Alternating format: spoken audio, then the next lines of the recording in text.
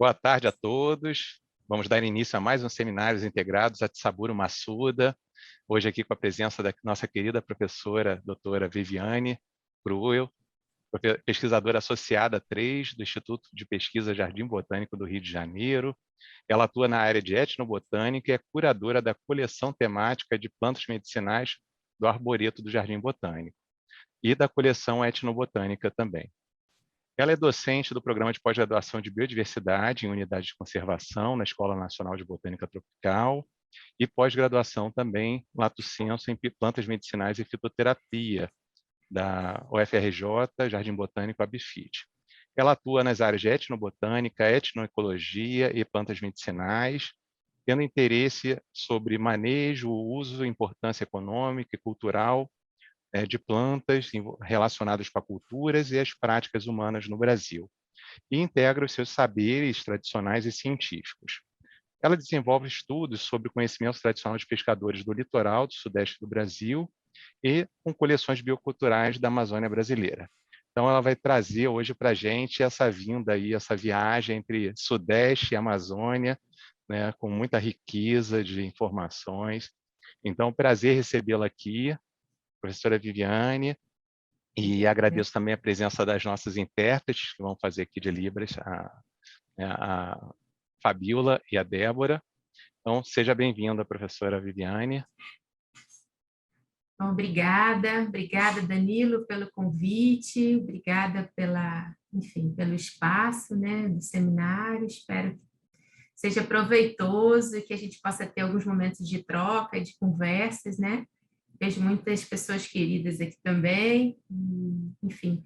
Vou tentar compartilhar, então, a tela aqui, mas não está habilitado. Ah, agora foi. Foi para você? Vocês estão vendo? Agora está habilitado.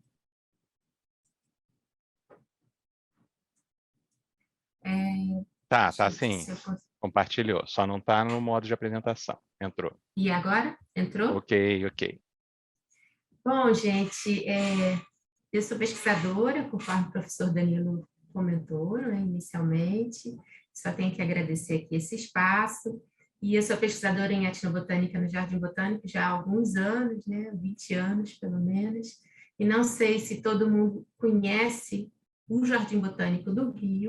É uma instituição científica, né, bicentenária, uma instituição de pesquisa. E atualmente ele é uma autarquia do Ministério do Meio Ambiente e tem como missão promover, realizar e divulgar a pesquisa científica com ênfase na flora, visando a conservação e valorização da biodiversidade, bem como realizar atividades que promovam a integração da ciência, educação, cultura e natureza. Um bocado do que a gente vai falar aqui hoje, né? Faz parte dessa missão, então, da instituição da qual eu faço parte. E venho falar dos estudos de etnobotânica aplicados às pesquisas colaborativas sobre o patrimônio biocultural da Amazônia às restingas fluminenses, né? E, na verdade, eu comecei pelas restingas fluminenses e há algum tempo que eu venho me dedicando mais à Amazônia. E venho trazer para vocês essa experiência, lembrando que o Brasil é um dos países de maior mega sociobiodiversidade. E eu também não sei se todos têm conhecimento que a gente tem mais ou menos 8 milhões de quilômetros quadrados, com 6 biomas importantes, onde estão localizadas mais de 35 mil espécies vegetais vasculares e mais de 18.400 espécies endêmicas, ou seja, que só acontecem em determinadas regiões. Somada essa riqueza de paisagens e de espécies, existe e resistem mais de 250 povos indígenas vivos, falantes de mais de 150 línguas indígenas e que ocupam 13% do território nacional. E são áreas que se sabe, se tem evidências, já estudos bem importantes, que comprovam que são as áreas mais conservadas e preservadas do país em termos de biodiversidade. Além dessa riqueza de povos indígenas ainda no país, a gente conta com mais de 3.000 comunidades quilombolas e milhares de comunidades locais que conhecem usam e manejam por séculos paisagens e plantas. E, nesse sentido, eu venho falar um pouco sobre a etnobotânica. São várias as definições de etnobotânica, mas de uma maneira bem simples e objetiva e clara, a etnobotânica estuda as interações entre pessoas e plantas ao longo do tempo e do espaço. É uma disciplina antiga na teoria, de 1895, mas recente na prática. Dentre as muitas definições, vem sendo reconhecida como a ciência da sobrevivência, incluindo estudos sobre usos, conhecimentos, crenças, sistemas de gestão, sistemas de classificação e línguas, que as culturas ocidentais e tradicionais reconhecem as plantas ou as suas paisagens terrestres ou aquáticas, né? Seus ambientes aquáticos. A imagem dessa maloca é um bom exemplo. Essa maloca é no Rio Negro, e ela representa um espaço muito importante em termos culturais, em termos de resistência. É uma casa coletiva, é uma casa do saber, é um local de troca de saberes, de cerimônias, de festas, de preparação de alimentos e bebidas, de rituais, de pinturas corporais, pinturas dessa casa. É um território de muita aprendizagem e de trocas, desde o processo da construção, a seleção de plantas, para todos esses processos de preparo de bebidas, de comidas, de artefatos, de utensílios, de instrumentos que envolvem dentro desse território uma riqueza. Só você olhar uma maloca dessa e imaginar o tanto que é possível estudar em termos etnobotânicos, né? Só como exemplo. Então, nascida desse encontro entre diferentes conhecimentos, entre povos e ciências, né, a etnobotânica tem se desenvolvido nos últimos anos sobre essa promessa e expectativa de contribuir com um processo de documentação, revalorização, reconhecimento e aplicação de conhecimentos locais, sobretudo em vista aos angustiantes problemas sociais e ecológicos que a gente vem assistindo e participando muitas vezes e vendo que os povos têm enfrentado. Então, no passado, até o século XX, a etnobotânica tinha um caráter mais exploratório, utilitário, né, e sem uma agenda clara. No entanto, a etnobotânica do século XXI, conforme a gente destaca nesse slide, ela está centrada no maior protagonismo dos detentores do conhecimento. Essas pessoas que trabalham conosco, os especialistas locais, não são e não podem ser mais objeto de pesquisa de ninguém. Eles têm que integrar as nossas equipes, integrar com seus conhecimentos e trazer eles conosco, né, todos juntos na mesma base, né, mais igualitária da pesquisa. E nessa importância prática do conhecimento tradicional no enfrentamento das questões ambientais globais, isso é muito importante nessa linha de pesquisa atual. A etnobotânica aborda questões teóricas complexas sobre a integração de saberes, sistemas de conhecimentos. E é importante a gente destacar que no Brasil, né, existe a Lei da Biodiversidade, não sei se todos conhecem, imagino que sim, o professor Danilo já deve ter falado bastante, que é a Lei 13.123 de 2015, que reconhece a importância da biodiversidade e dos conhecimentos tradicionais associados à biodiversidade, define nessa lei o que é conhecimento tradicional, o que é comunidade tradicional, mas a gente não pode esquecer e cada vez mais reforçar que existe e é vigente o Decreto 6040 de 2007, que traz a definição para povos e comunidades tradicionais.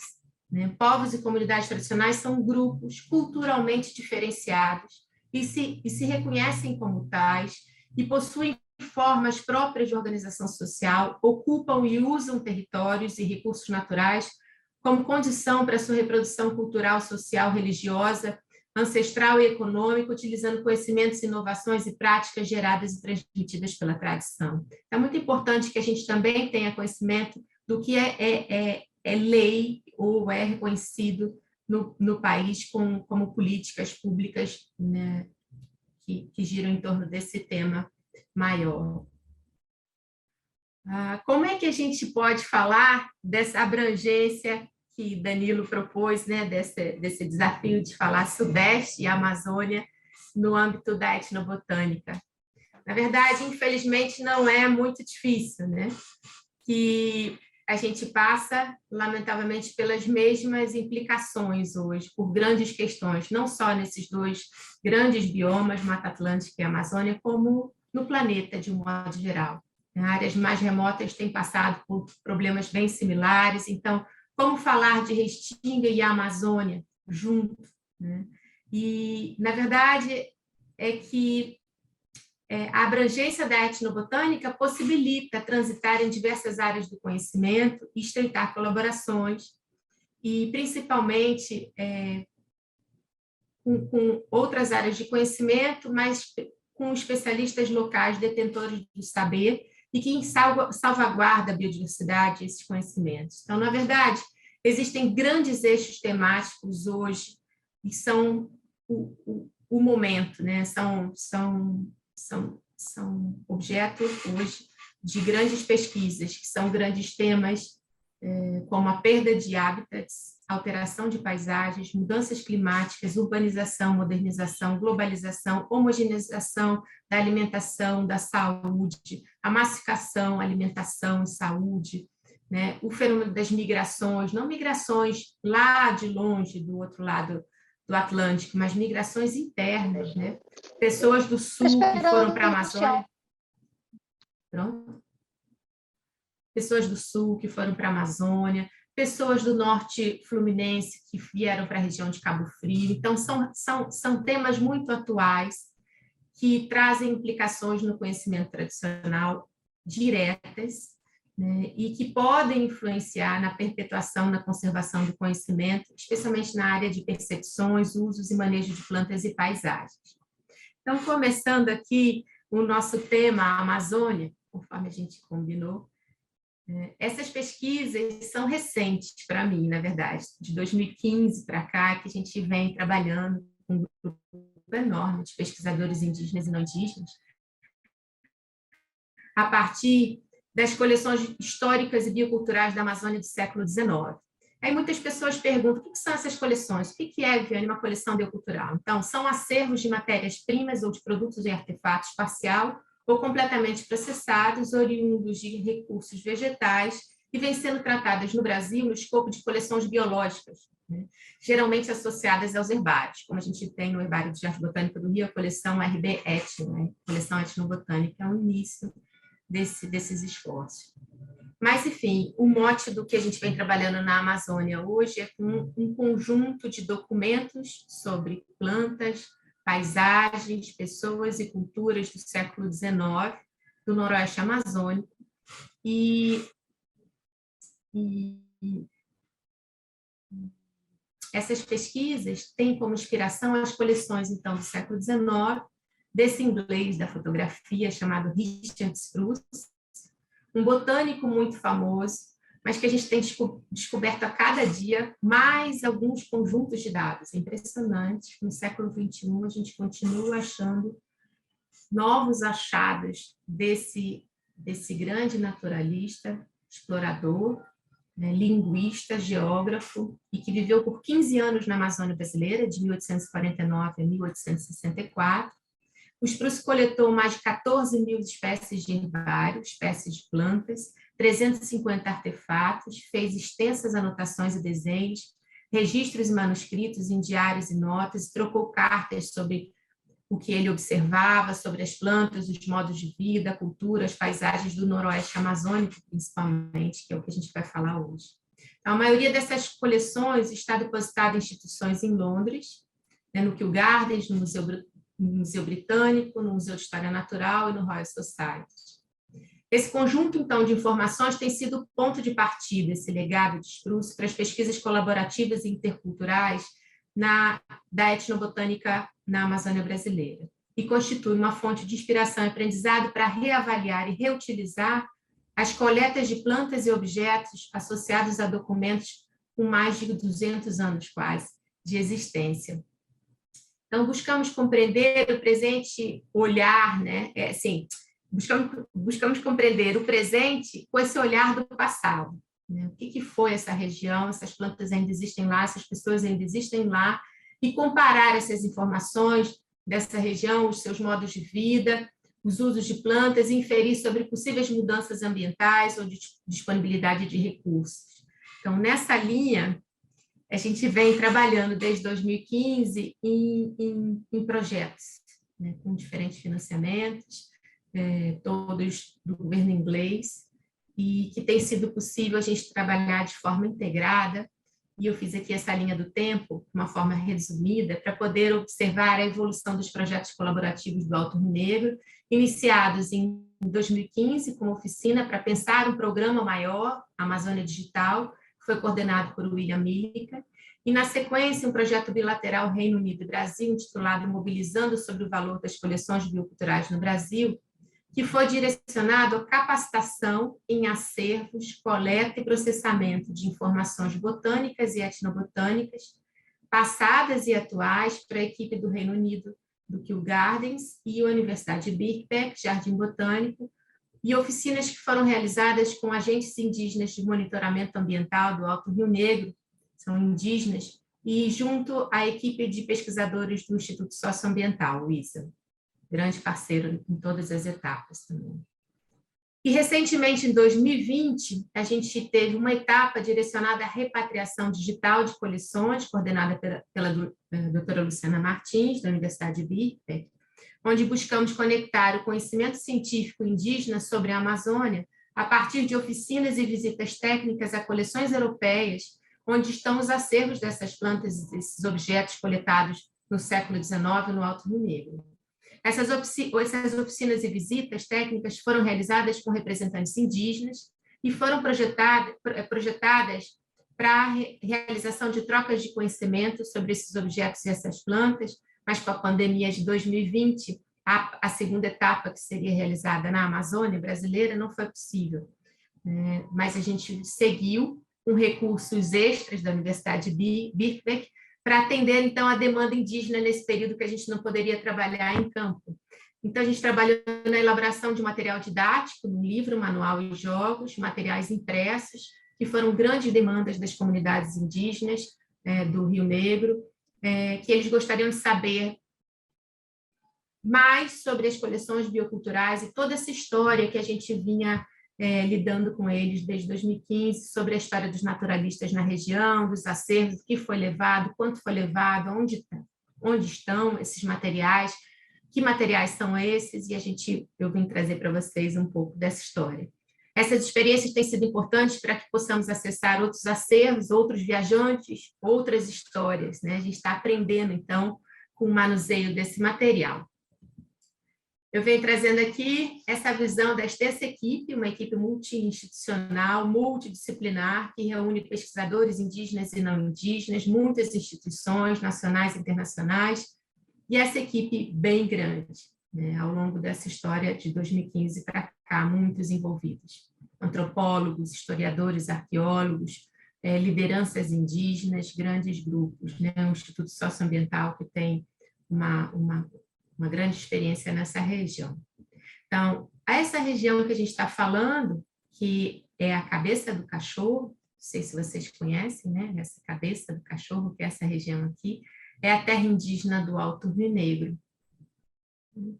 E essa região é que a gente tem se debruçado, estudado, é fronteira com a Colômbia e Venezuela, é parte do bioma Amazônia, uma das florestas de maior diversidade vegetal do planeta, mas ainda pouco conhecida em termos botânicos e etnobotânicos, incrivelmente, especialmente nessa região do Alto Rio Negro, no noroeste amazônico. Possivelmente um dos importantes centros de diversidade de espécies, e vale a gente lembrar sempre que a Amazônia ocupa quase a metade do nosso país, né? Está precisando de mais de atenção. Nessa região da Cabeça do Cachorro existem hoje mais de 22 etnias e que ainda utilizam os recursos naturais para a subsistência. É uma região muito especial e vem sofrendo grandes ameaças por mineração e com a questão da emergência climática, que certamente tem levado a possíveis perdas do conhecimento indígena devido à erosão do conhecimento tradicional.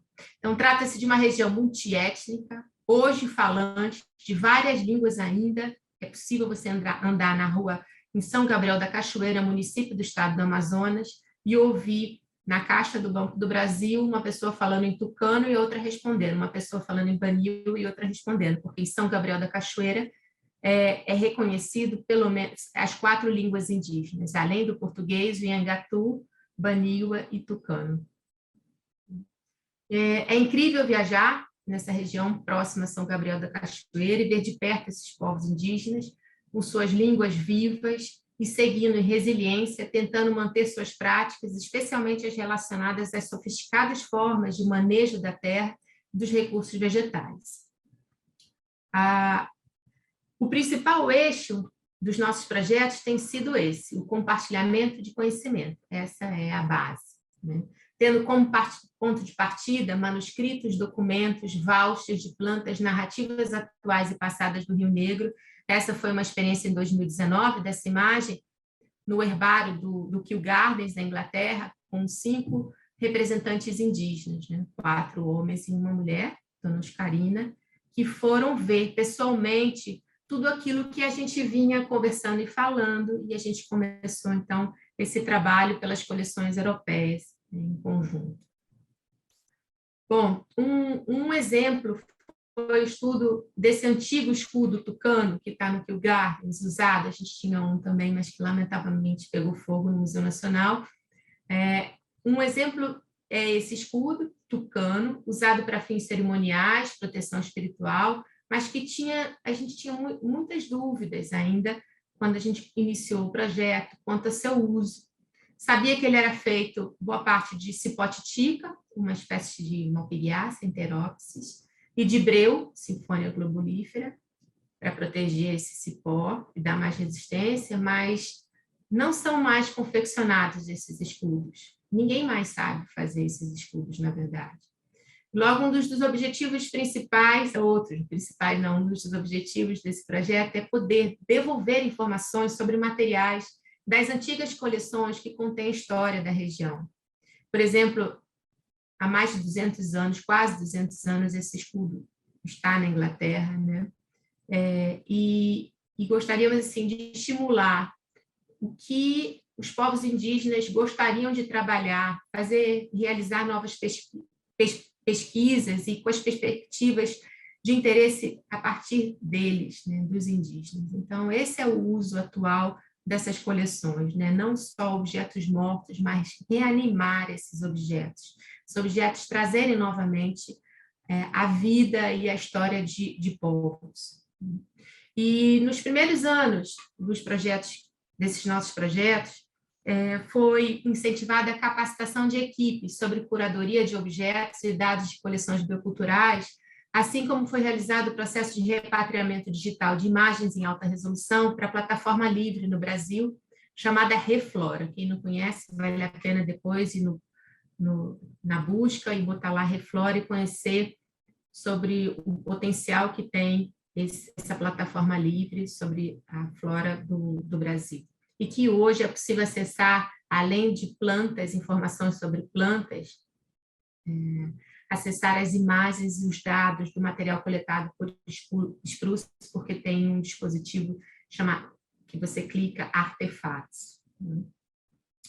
Bom, seguindo nas imagens, essas são imagens daquelas oficinas que eu falei anteriormente, que foram realizadas no Alto Rio Negro, sobre como coletar plantas e dados etnobotânicos, como fazer entrevistas etnobotânicas, como processar essas informações. Os indígenas têm uma curiosidade enorme em saber como nós, brancos, sabemos tanto sobre suas plantas, culturas, sem nunca ter pisado na Amazônia.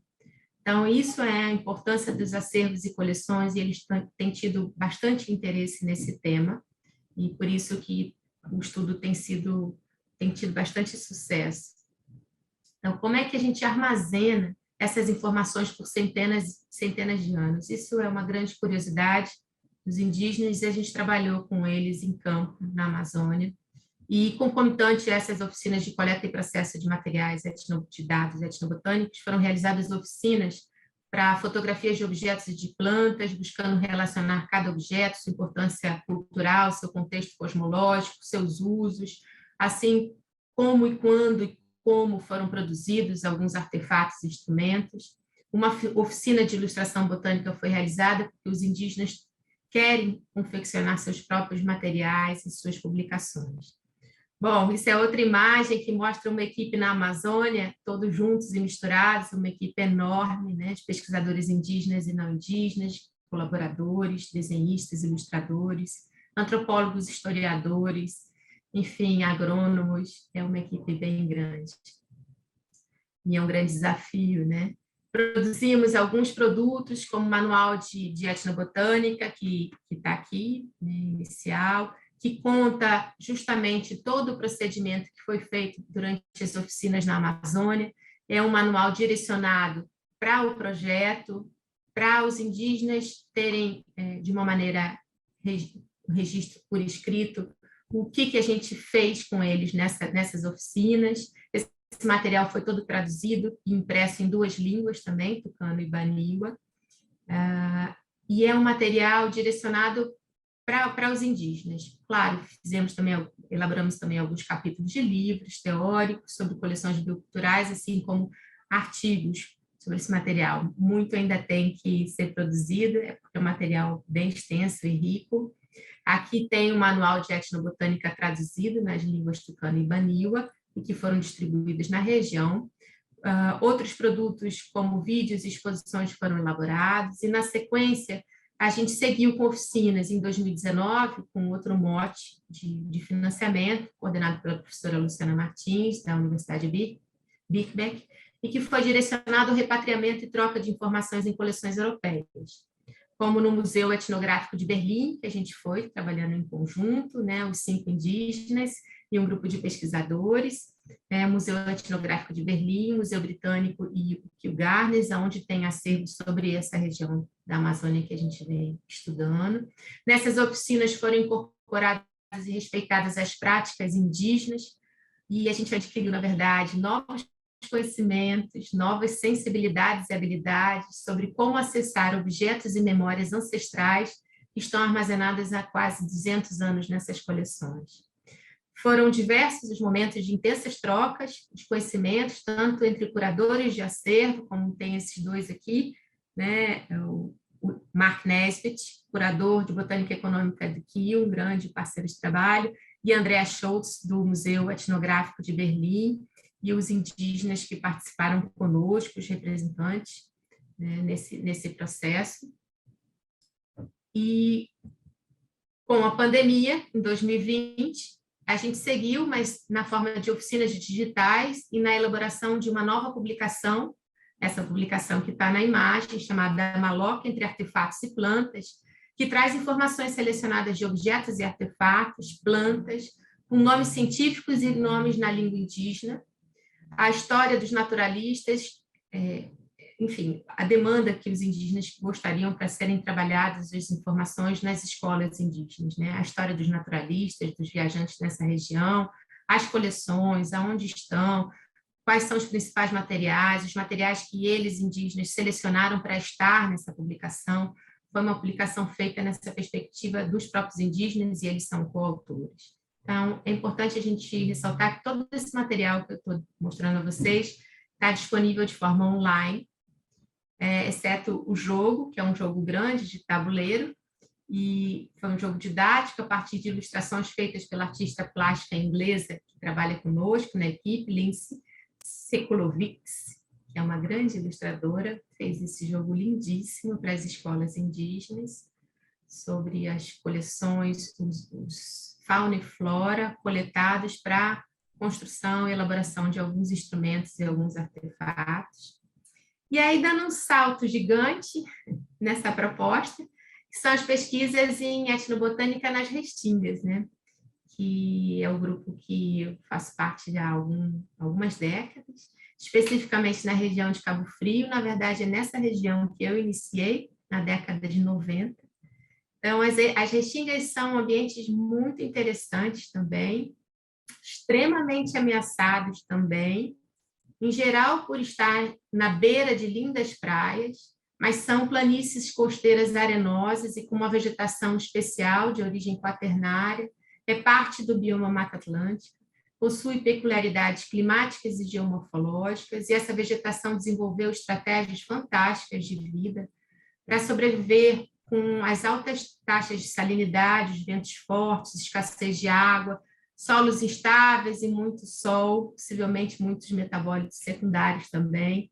Somado a isso, há uma interessante história da ocupação humana, desde os povos sambaqueiros que ocupavam essa região há mais de 6.000 anos atrás e que usavam e manejavam essa vegetação até os dias de hoje, como os pescadores artesanais e outros grupos da região. E eu trouxe para vocês um dos primeiros trabalhos assim meu que eu consegui desenvolver, né, e foi o que me encantou, que tem mais ou menos 20 anos, que foi realizado na Restinga de Maçambaba.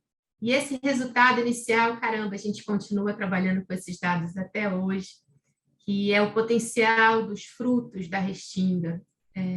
Nessa época, era um trabalho mais voltado para a catalogação e o começo de entender mais sobre as espécies com potencial de uso e a interação com as comunidades locais. Quem são os detentores, sabem o que, como, sobre essa vegetação. E, atualmente, essa listagem já aumentou bastante. A gente tem mais de 200 espécies com potencial de uso para restinga, entre plantas alimentícias, medicinais, potencial para fibras e construção. Só não há mais a extensa área que existia 20 anos atrás. Com isso, temos realizado estudos recentes, com envolvimento de alunos, alguns que estão aqui conosco, de pós-graduação do programa de pós-graduação profissional da Escola Nacional de Botânica Tropical. Então, a gente tem orientado mestrandos e doutorandos sobre diferentes aspectos relacionados à etnobotânica, a partir desses resultados, né, especialmente dos frutos, e buscando conhecer melhor a percepção local do passado e do presente sobre essa vegetação e, principalmente, o que está sendo transmitido aos jovens, como será que está. Essa é uma grande linha que a Nick, que está aqui conosco, tem se debruçado sobre ela. Então, uma das publicações mais importantes, pessoalmente, que não é um a um, esses famosos, mas, para mim, essas são as publicações mais importantes que eu tive a oportunidade de ajudar a elaborar. Então, uma de 2006, outra de 2016, porque conta a aproximação e a história do uso de plantas, seguindo a percepção com a autoria de dois maiores especialistas pescadores locais, grandes parceiros de trabalho, o mestre LX, que faleceu, lamentavelmente, semana passada, e o mestre Chonca. Então, a gente só tem perdido, na verdade, pessoas. Enfim, esses estudos são como um grande quebra-cabeças e só tenho que agradecer a todos os ensinamentos e trocas de experiências. Outra publicação importante foi esse guia colorido, né, esse guia aqui do Field Museum, que é muito interessante, tem sido muito usado nas escolas locais e foi publicado em Chicago, no Field Museum, onde os mestres são coautores, eles ajudaram e fizeram todos os esforços de organização de dados, seleção, nomes, enfim, organização. Outro estudo em 2009, são estudos antigos, mas que vêm à tona por essa emergência e ameaça que esses ambientes vêm sofrendo. Então, esse é um exemplo de um estudo de um pequeno remanescente que existia de mata de floresta de restinga, que hoje praticamente muitos dos jovens aqui não vão conhecer o que era uma floresta de restinga. Florestas grandes, com área basal grande, né? Mas cada vez mais têm sido extintas.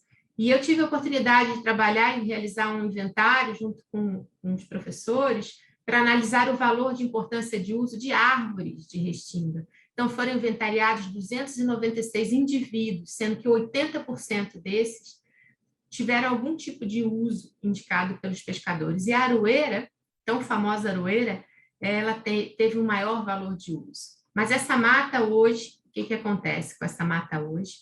Foi cercada e foi devastada, né? E esse é um dos exemplos, e foi instalado mais um dos grandes empreendimentos imobiliários na região dos lagos. Infelizmente, esse é um problema recorrente e que tem levado a muitas perdas, tanto da vegetação quanto do conhecimento tradicional associado. Essas perdas são mais rápidas do que o conhecimento é integrado e estudado. Outra publicação que a gente fez e que também está disponível online, que vale muito a pena para quem tem interesse no tema, é desse livro, que foi publicado em 2018, em colaboração com os especialistas em restingas do Jardim Botânico do Rio, em homenagem à restinga de Maçambabo, que ainda sobrou, e a professora Dorothy Araújo, uma grande especialista no ambiente de restinga no Brasil. E foi feito em colaboração, então, com um grupo de pesquisadores do Jardim Botânico, especialmente o professor Silfarne e Antônio Carlos, que trabalha com ecofisiologia vegetal, e Silfarne, que trabalha com ecologia e florística. Essa publicação foi direcionada para o público em geral, mas principalmente para professores e gestores de unidades de conservação. É uma publicação que abrange informações atuais sobre a flora, vegetação, detalhamento de propagação e uso de 89 espécies nativas da restinga, sendo que 32 dessas têm potencial alimentício e 25 medicinais. Esse é um detalhe da parte interna desse livro, com informações detalhadas, e ele é bem ilustrado, com aroeira, de novo, uma espécie muito importante na região, e esse material está todo disponível online. Né? Outra linha na restinga que a gente desenvolveu ao longo desse tempo, em uma grande parceria com a Universidade Federal de Santa Catarina, em um projeto coordenado pela professora Natália Hanazaki, a gente estudou as canoas artesanais, as canoas monóxilas, as canoas de um tronco só, e as madeiras relacionadas a essas canoas. Então, foi um trabalho muito bonito, muito interessante, nessa perspectiva da ecologia humana e anatomia vegetal. E essas canoas foram, então, os artefatos, algumas com mais de 150, 200 anos de existência, e que essas canoas contam, então, a história das madeiras da Mata Atlântica. Esse projeto contou com o apoio do edital universal do CNPq e foi coordenado pela professora Natália, e diversos estudos foram realizados sobre as madeiras utilizadas na confecção e reparo dessas canoas, e foram analisadas, na verdade, medidas mais de 350 canoas, com idade variando dessas canoas entre 1 e 200 anos. E, enfim, esses trabalhos estão publicados, quem tiver interesse, é uma outra linha que a gente vem atuando. E agora, mais recentemente, uma linha que muito tem me trazido satisfação é com a Nick, uma aluna hoje que foi de mestrado, agora de doutorado, tem tido importantes resultados nessa linha de pesquisa sobre transmissão cultural, porque é o que vai ficar, como vai ficar, por que vai ficar, se a gente tem que ser rápido, aonde é que a gente tem que atuar mais, estar mais próximo, né? Então, essa linha de pesquisa tem sido realizada pela Nick e comigo orientando, e o professor Gustavo Soldati, da Universidade Federal de Juiz de Fora, e a gente vem estudando os modelos de transmissão cultural de espécies com potencial de uso, principalmente com espécies de potencial alimentício dos frutos da restinga. A partir desses estudos, a gente vem inferindo sobre os processos que influenciam os sistemas de conhecimento, a dinâmica e a evolução, especialmente durante a infância e a juventude, e que são fases fundamentais na aquisição de habilidades para a sobrevivência. Um dos resultados mais interessantes nesse contexto de imigrações da região dos lagos, a gente comparou alunos jovens nativos da região dos lagos e os que vieram de fora. Por exemplo, pessoal, muita gente vem do norte fluminense. Então, a origem dos jovens seria uma possibilidade de alguém saber mais ou menos, né? Essas eram algumas questões que foram testadas, algumas hipóteses, e o resultado foi incrível, que o resultado final, né, foi que a origem não influenciou na transmissão, e sim o ensino nas escolas, o papel dos professores e principalmente das mulheres em casa, mães e avós. Então, o papel das mulheres. Interessou muito essa questão. A gente seguiu atuante, então, nas linhas de transmissão e popularização da ciência, o que a gente quer ampliar cada vez mais no nosso grupo, e elaboração de jogos também, com plantas da restinga. E outra vertente é essa, então, do viés de gênero, o saber das mulheres relacionados à pesca e a salvaguarda dos conhecimentos tradicionais. Então, a pesca artesanal, pelo incrível que pareça, é o principal meio de sobrevivência para cerca de 39 milhões de pessoas no mundo, né? E as mulheres representam 50% da força desse trabalho, mas seguem na invisibilidade. Em Arraial do Cabo não foi diferente, as pescadoras atuam na captura, no beneficiamento e na confecção de diversos produtos à base de peixes para comercialização. Elas detêm conhecimentos relacionados à segurança alimentar, aos recursos pesqueiros e à flora da Restinga, e a gente seguiu com a colaboração e os estudos com essas mulheres pescadoras da região. Inclusive, recentemente, a gente fez uma oficina, que é essa imagem que está aqui, né? Foi de junho desse ano, que a gente fez uma oficina com as mulheres sobre os frutos da Restinga, temperos, envolvendo, inclusive, mais alunos da pós-graduação do Jardim Botânico do Rio, além da NIC, Camila, no mestrado, Luiz Fernando Bretas, que trabalha na área de gastronomia no Instituto Federal de Cabo Frio, e que ele vem estudando o conhecimento da gastronomia em prol da possível conservação, né? Bom, esse viés de interesse, né, em mulheres vem de um grupo que a gente trabalhou em conjunto na etnobotânica e de estudos que a gente participou e que inspiraram essa linha, né? Foi esse artigo que traz importantes contribuições de pesquisadoras da etnobiologia que descrevem as dificuldades enfrentadas pelas mulheres, ainda no século XXI. Todos os dias a gente, lamentavelmente, tem assistido, tanto na academia como no campo. Então, esse é um trabalho para quem tem interesse nesse tema, que vale a pena, convido vocês à leitura, também está livre na internet. Esse estudo é mais recente, de um aluno que fez dissertação de mestrado conosco, que é um morador da região de Cabo Frio, que atua na área ambiental na região, e ele estudou sobre a questão da influência da urbanização e o patrimônio biocultural de uma espécie bandeira, o pau-brasil, tão famoso, né? As pessoas conhecem, as pessoas conservam, mesmo em áreas protegidas. Como é que é essa questão das implicações históricas e socioeconômicas relacionadas ao pau-brasil na região de Cabo Frio, onde ainda existem populações nativas e extensas da época ainda da colonização. Enfim, não se faz nada sozinho, né?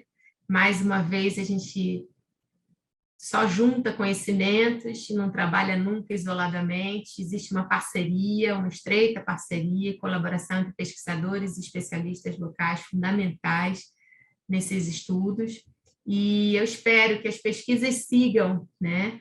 E que a gente tem hoje excelentes alunos dando continuidade às pesquisas, como na pós-graduação, a gente tem esses alunos tão queridos, e de iniciação científica do Jardim Botânico do Rio, e os ambientes costeiros brasileiros possuem uma alta diversidade vegetal ainda, espécies e saberes ainda que propiciam uma multiplicidade de conhecimentos integrados sobre os usos de plantas ainda não completamente conhecidos e avaliados. Então, os estudos etnobotânicos que envolvem entrevistas, material botânico, testemunho do conhecimento, formam um conjunto de documentação importante, como subsídios na ecologia, na gestão, nas políticas públicas e na conservação dos ambientes. Então, por isso eu deixo aqui meu contato e agradeço a vocês pelo espaço, pelo tempo, ao professor Danilo pelo convite novamente. Obrigada a todos e visitem o Jardim Botânico do Rio, né? E as pesquisas, e conheçam mais sobre as pesquisas que lá fazemos, né? Obrigada. Que linda palestra, professora Vivi. Muito boa. Você contemplou brilhantemente. O tempo estava... Né? Você foi um pouco rápida, mas contemplou brilhantemente. Não, estava preocupada da com o tempo. Amazônia à Restinga Fluminense. Amei a palestra. E a gente vai abrir aqui um debate. Por enquanto, eu não vi perguntas aqui por escrito, mas a gente abre aqui para perguntas escritas, né? Ou para quem quiser, pode também abrir câmera, microfone e fazer diretamente para a professora Viviane. Eu tenho perguntas para fazer, mas eu vou primeiro abrir aí para quem quiser. Tira o compartilhamento? Como é que você acha por enquanto pode deixar, tanto faz. Tá bom, né? Tá jóia. Acho que as perguntas vão demorar, porque a gente ainda está contemplando, Danilo. Quem está falando agora? É muita imagem belíssima mesmo, Viviane. Nossa, Viviane, que viagem. né? Curtiu, né? A Viviane esteve aí no Jardim Botânico, na aula da nossa disciplina aí, ela amou. Que bom. Então, tem os alunos meus aqui da disciplina, curtindo também a apresentação. E aí, Viviane, essa questão da alteração dos ecossistemas, das paisagens, dos ambientes, eu acompanho um pouco isso também na Amazônia e na Restinga Fluminense em relação a uma planta que eu trabalho, que faz esse percurso assim, né, geográfico, que são os breus. os prótions, né? Então, eu trabalho muito com prótion, com breu. Aí você mencionou já na Amazônia aí dos tucanos, no caso do Ipadu, né? E do escudo, daquele escudo que eles faziam com timbó-titica, com cipó, né? Com a liana, e botavam breu. O breu, eu acho que O utilizam breu, para então, o impermeabilizar nome... e de forma Isso, espiritual também, mas para isso. impermeabilizar também, como resina, né? Mas não é o gênero prótium. Você Você estuda falou outro breu do nome. gênero prótium. O Sim. breu lá para cima, a gente conhece como, e nas distribuições antigas, como, ótima pergunta, como sinfônia globulífera, uma clusiácea, Uhum. e que também ocorre para cá, para a Mata Atlântica. Sim, é uma Mas que não é do ocorre, né? gênero prótium. E também é usada para calafetar as Barco também. embarcações, isso, barcos, Aham. casas e proteger alguns utensílios, assim, Uhum. artefatos. Mas Mas é outro uma resina, gênero. e é uma resina de composição bem diferente também, né? Acredito que sim, né? Você que sabe. Mas sim, acredito que sim, Aham. porque é outra família botânica e outro Sim, gênero. sim. É. Ela faz uma pedra, a sinfônia globulífera faz uma pedra Uhum. preta até. E no caso do breu prótium, que eu conheço, são resinas mais menores, assim, né? Mais, não sei, Eu não vi até sei, não umas estudo manchinhas meio pretas, então, por causa disso. Devia ser dela. Umas da sinfônia, marquinhas, sim, né? no escudo, Aham. isso. E Tem muito um lindo o vídeo escudo, lindo, né? Ele faz uma é, projeção pontiaguda que eu é, acho que é tipo para é, rebater, né? Alguma coisa, né? Porque é de proteção espiritual, não sei, né? Ou sim. canalizar E ou rebater, né? Interessante, né? Aquela ponta que faz no a gente escudo. não sabia esse escudo no início, a gente via ele numa caixa, no Kew Garden, sem muita informação, falando, olha, é um escudo coletado dos indígenas tucano, é um escudo de proteção, mas ninguém sabia mais informações. Então, ao longo do projeto, desses anos, a gente foi devolvendo essas informações, trabalhando essas informações com os indígenas, até o ponto que cada dia a gente aprende mais com esse escudo, é impressionante. Porque a gente Fiquei tinha esse encantado. viés da botânica, esse escudo é feito de Uhum, quê, quais são as espécies uhum, envolvidas, mas como ele é trançado, e como ele, para que ele é usado, a gente achava que era para proteção, porque vinha uma lança e um escudo, né? uhum, Então, isso é até curioso em termos de curadoria de coleções, porque o Kew Gardens, no início lá do século XIX, era detentor do escudo e da lança. O escudo não anda sem a lança, é uma lança grande de madeira. Mas o que aconteceu é que essas questões de políticas institucionais, no Kew Gardens, ao longo do tempo, um diretor resolveu entrar em acordo com o Museu Britânico e tudo que tivesse plumária, um material mais etnográfico, eles cederiam do Kew para o Museu Britânico. Então, a lança foi para o Museu Britânico. Então, uhum. isso é muito louco. Isso com a tecnologia hoje é possível da gente juntar o escudo com a lança, ainda que de forma digital. A gente não sabia dessa importância, a gente ficava encantado com o escudo, mas não sabia da importância da lança. E para os indígenas não fazia o menor É, sentido ter o escudo sem a lança. tem a lança. E essa questão das curadorias e cosmovisões, e para que serve, quem conhecia mais sobre o escudo e por quê, quem fazia, essas questões desses objetos, então, ligados tanto a casas malocas, quanto os objetos rituais de cerimônias, quanto objetos de instrumentos musicais, foram queimados pelos missionários. Então, muito Uhum. se perdeu de informações e de objetos. Então, esses objetos hoje são uma fonte enorme de satisfação para os indígenas de ver esses objetos ainda guardados em excelente situação. Eles estão indo às coleções e podendo ver o tamanho das panelas cerâmicas do passado e as atuais, como é que faziam, os detalhes, né? A resistência de materiais. Então, tem uma outra parte de cerâmica sendo feita de estudo da resistência. São usadas algumas cinzas de licânio, que não é mais licânio o nome, é uma crisobalanácea, para dar liga na cerâmica. Enfim, tem uma infinidade de possibilidades de uso de conhecimentos integrados a partir dessas coleções, né? Uhum. A Josilane fez um comentário aqui, não sei se ela tem interesse de falar diretamente, né? Mas ela parabeniza a palestra e ela traz um tema que é um certo questionamento que existe na questão da repatriação do que seria nosso, né? Então, ela fala que o resgate nos museus europeus parece um pouco controverso, pois nos tempos antigos os europeus vinham conhecer, estudar nossa flora e fauna. Então, a gente vai lá trazer de volta o que era nosso, mas só as imagens. E então, assim, de repente seria interessante você contemplar um pouquinho sobre isso. É simples, né? É simples porque, em teoria, eu concordo 100%, todos nós brasileiros concordamos e ficamos muito tristes de ter esse material fora daqui, mas é muito simples de responder. Aonde é que a gente vai depositar esse material? Na mesma forma como eles estão armazenados hoje e sendo curados hoje, né? Em que instituição e com que apoio a gente vai ter, né? Nesse repatriamento físico. Acho que precisaria ter primeiro essa estrutura para que depois a gente entre em qualquer tipo de mediação e negociação. Então, é simples, não adianta a gente elucubrar muito, né? Na prática é muito triste, mas quando você chega lá e vê o material sendo curado, tratado nas melhores condições, né, de temperatura, de armazenamento e tudo mais, é muito triste.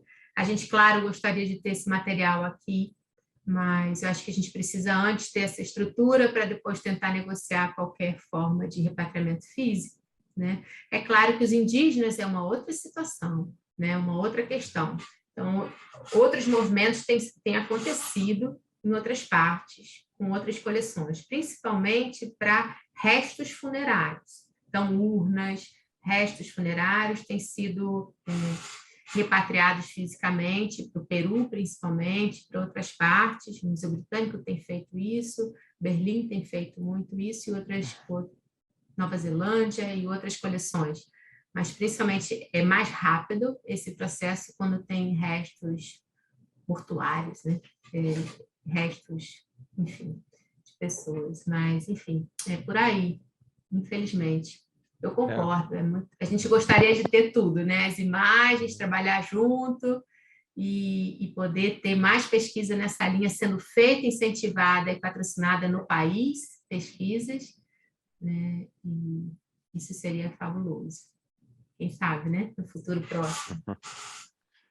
Eu ouvi uma vez, eu não sei se isso foi publicado, mas de que o Egito pediu que a França devolvesse materiais deles, né, históricos, levados, né, do Egito, e a França disse não, negou, dizendo que, assim, se vocês conseguirem colocar a estrutura aí de segurança, infraestrutura que a gente tem aqui, a gente pode devolver, senão vai ficar, né, É um poder tema ser roubado, delicado. tal, né? Não sei se isso de fato aconteceu, mas tinha essa história de que o Egito tentou repatriar e não conseguiu. É um tema muito sensível, muito atual em coleções. E o que a gente tem conseguido correr mais e avançar é usar a tecnologia a nosso favor, né? Então, hoje a gente consegue fazer oficinas digitais, a gente consegue ter materiais, então a gente consegue juntar muita informação. Ao longo do tempo, a gente espera que, né, as instituições e as pesquisas sejam mais incentivadas no país, que a gente possa chegar a esse momento aí de negociação nas mesmas bases, né? Isso seria o ideal. Sim. E uma questão interessante, professora Viviane, é que alguns frutos da Restinga estão ganhando destaque, né, agora, que eram tão desconhecidas da população da Mata Atlântica e da Restinga, finalmente, né? Mas ainda são chamadas de Finalmente. punks, né? Muitos. Imagina, punk. Quando que pitanga vai ser punk, né? Assim, eu discordo um pouco nisso, Né? mas enfim. O Cambuí, né?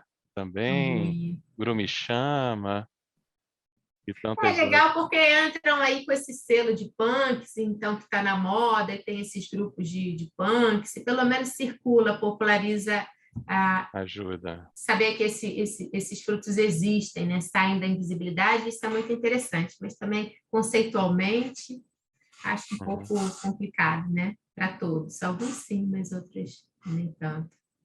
Verdade.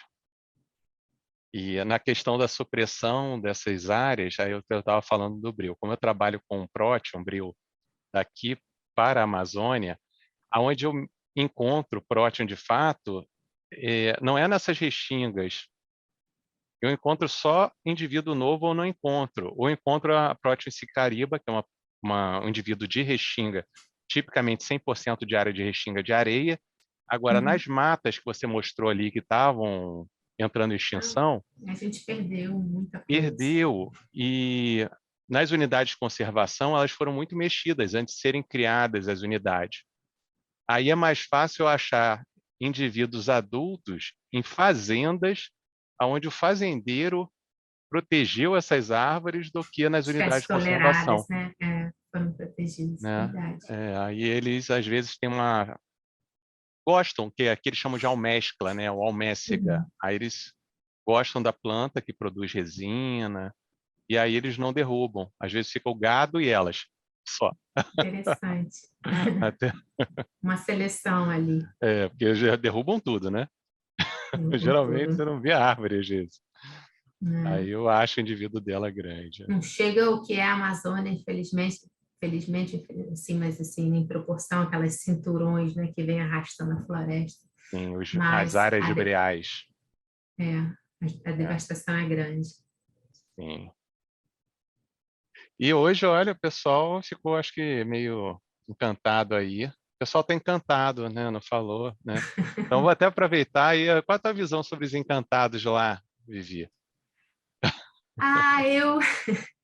Eu estudo pouco isso, assim, eles falam, assim, os Yanomamis, eu Os não trabalho muito encantes, né?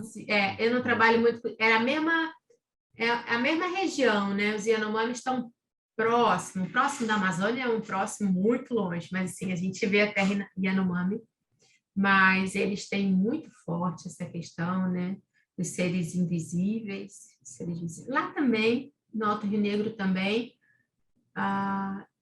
é uma riqueza que é difícil você alcançar e é só com a prática mesmo, né? E precisa de mais tempo, precisa de mais imersão com eles e mais leitura para a gente poder acompanhar.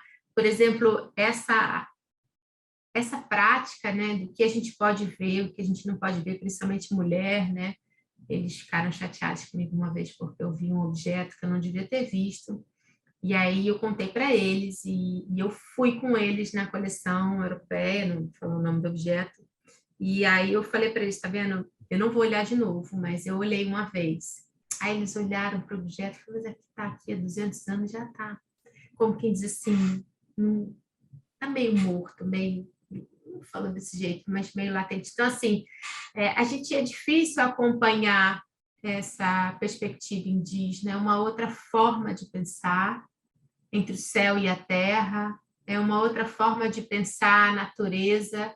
A gente, na verdade, é que se dissociou muito, né? A gente, nessa história do antropoceno, a gente se distanciou demais da natureza e para a gente é muito difícil acompanhar algumas conversas e alguns processos indígenas, eu sinto assim, uma barreira, precisa de maior imersão. Eu acho que a gente aqui não acompanha mais, a gente se distanciou demais, se dissociou. A questão que você falou dos Deixa eu seres fazer uma invisíveis. pergunta, Pode fazer, quem é? por favor. É Vera. Oi, Vera, Desculpa, não pode abri a vir. câmera. Professora, a senhora falou que de uma cidade lá que é São José, Cachoeira. São Gabriel da Desculpa. Cachoeira. Isso, São Gabriel da isso. Cachoeira. Todo mundo procura São Gabriel depois. da Cachoeira. Meu Deus. Como é que esse povo se entende falando mais de uma língua? Isso está me impressionando. Não. Eles falam, na cidade falam português, tá? A cidade fala português, mas é permitido e reconhecido, é a cidade mais indígena do Brasil, né? E nessa cidade, é no estado do Amazonas, município de São Gabriel da Cachoeira, e eles falam português, mas se você tiver num mercado, ou num banco, ou num correio, e você for for tucano e o outro te reconhecer como tal, eles podem fazer aquela negociação na língua deles, né? Uma língua viva, real. Você passou por essa experiência? Você vivenciou a língua lá com eles? Claro, claro. É impressionante. É muito emocionante, porque é uma língua viva. Então, é um país que a gente acha que só fala o português, e não é verdade. Se falam mais de 150 línguas, e as línguas são vivas. Criança, mulheres, adultos, idosos falam a língua indígena, principalmente tucano e Yapamaçã. Tucano é o nome da língua que a gente deu branco, né? Mas o nome da língua é Yapamaçã. Se fala Yanomami, né? A gente fala a língua Yanomami, e todo esse território, são 22 etnias diferentes. Os Guptas é outro grupo, uma outra etnia, que são mais nômades. Então, é uma riqueza multiétnica mesmo, é o Brasil. E a gente é um Brasil invisível, é um Brasil que ninguém conhece. Um cuidado e é que uma das eles áreas têm mais com a própria... preservadas, né? Sim, esse cuidado de preservar a própria língua, porque era muito mais fácil, não sei se mais fácil, né? Mas seria mais normal. Então todo mundo fala português, vamos aprender. Não, eles preservam Exato. a língua. Tem que manter. A comunicação. língua é o primeiro caminho para se manter uma cultura e um conhecimento vivo.